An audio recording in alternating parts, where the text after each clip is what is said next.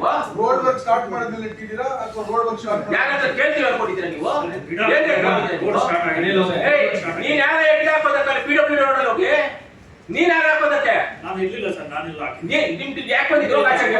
ನಡಿ ಆಚೆ ನೀನು ಆನ್ಸರ್ ಕೊಡ್ತೀನಿ, ನಡಿ ಆಚೆ. ಒಂದ್ ನಿಮಿಷ ಇರಪ್ಪ, ಸುಮ್ಮನೆ ಇದೀವಿ ನಿಮ್ಗೆ ಆಟ ಮಾತಾಡ್ತಾನೆ ಇದ್ದೀರಾ ಈಗ.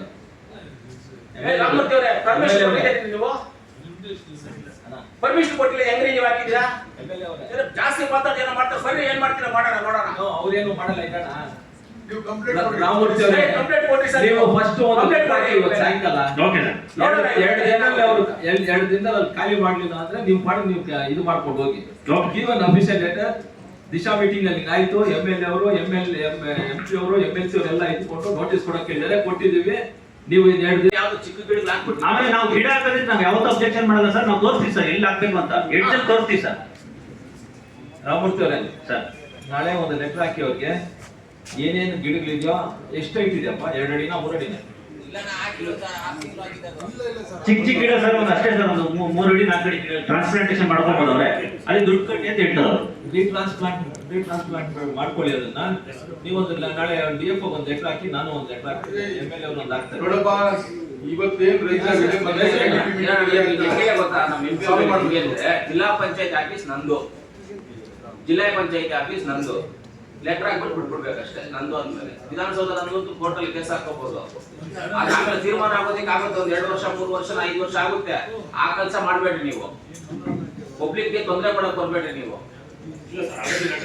First Ramamurthy sir, first start ಮಾಡಿ ರೋಡ್, ಫಸ್ಟ್ ಸ್ಟಾರ್ಟ್ ಮಾಡಿ ರೋಡ್ನ. ಅಲ್ಲಿ ಜನ ಬಂದು ಮುಗಿತಾ ಇರ್ತಾರೆ, ನಾವು ಅವ್ರಿಗೆ ಏನ್ ಗೊತ್ತು?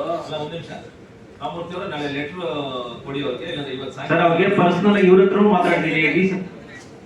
Hey, we have to solve the problem, Alappa. Yes, sir. You cannot just keep blowing it.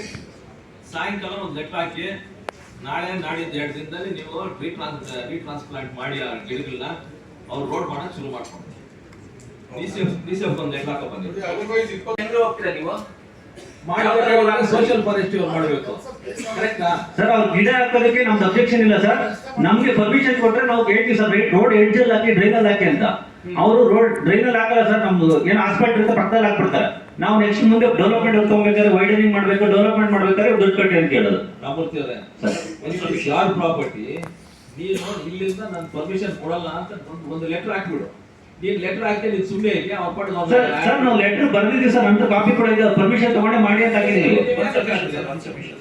Project ಕಾಸ್ಟ್ಗೆ 2% of the total project cost ನ ಅಫಾರೆಸ್ಟೇಷನ್ ಗೆ ಯೂಸ್ ಮಾಡಬೇಕಂತ ಗವರ್ನಮೆಂಟ್ ಆಫ್ ಇಂಡಿಯಾ ಇಂದ ಆರ್ಡರ್ ಆಗಿದೆ ಸರ್. ಓಕೆ, ಅದ್ರ ಪರವಾಗಿ ನಮಗೆ ಫಂಡ್ಸ್ ಬರುತ್ತೆ ಸರ್. ಆಯ್ತಾ? ಅದನ್ನ ಕಂಪಲ್ಸರಿ ಮಾಡಲೇಬೇಕು ಸರ್. ನಿಮಗೆ ಫಂಡ್ಸ್ ಬರುತ್ತೆ, ಒಪ್ಕೊಳ್ಳೋಣ. Yes sir. You have to take their permission ಅಲ್ಲ. When the property belongs to them,